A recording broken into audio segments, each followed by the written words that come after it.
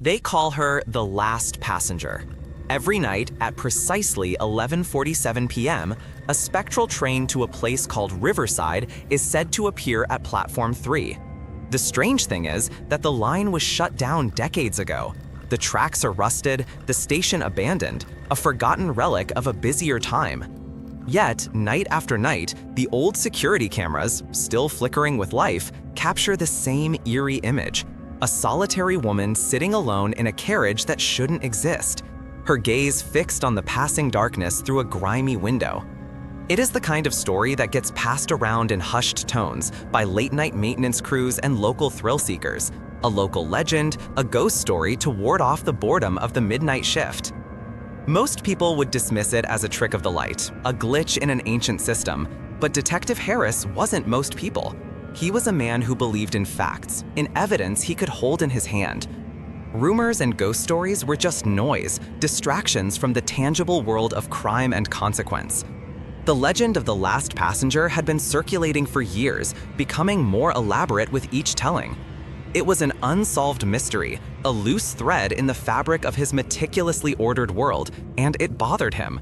So, armed with a healthy dose of skepticism, a high-powered flashlight, and his trusty digital camera, he decided to put the legend to rest once and for all.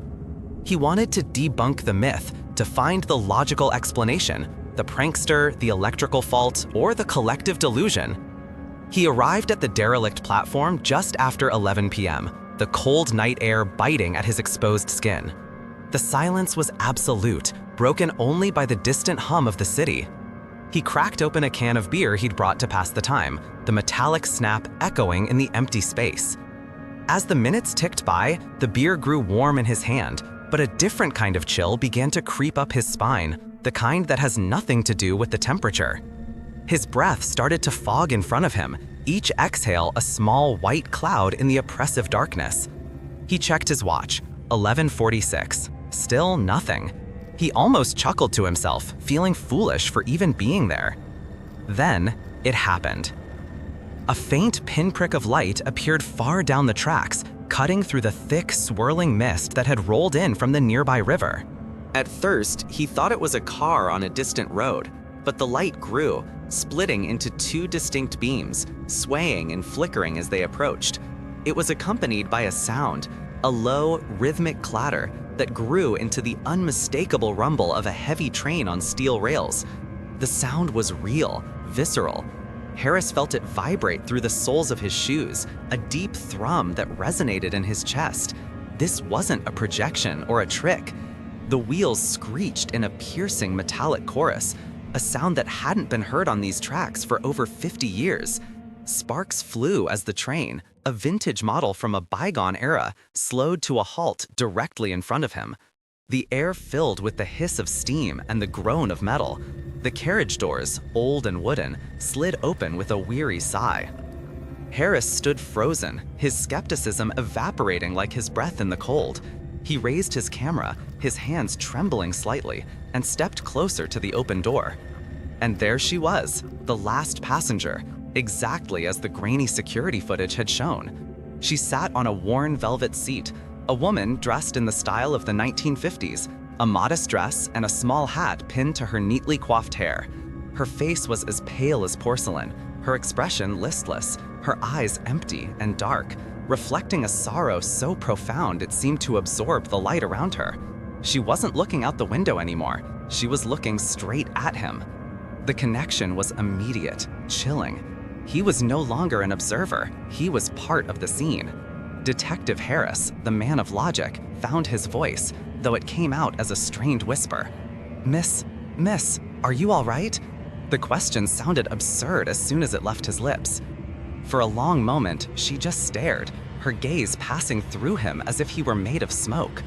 Then, the faintest hint of a smile touched her lips, a sad, knowing expression that didn't reach her vacant eyes. Her voice, when she spoke, was like the rustle of dry leaves, a whisper from across the decades. "I missed my stop," she said softly, her words hanging in the frigid air. 50 years ago. Before Harris could process her words, ask another question, or even take a single picture, the world seemed to warp. The train, the woman, and the light all dissolved. The doors slid shut without a sound, and the entire train flickered and vanished into the mist, as if it had never been there at all.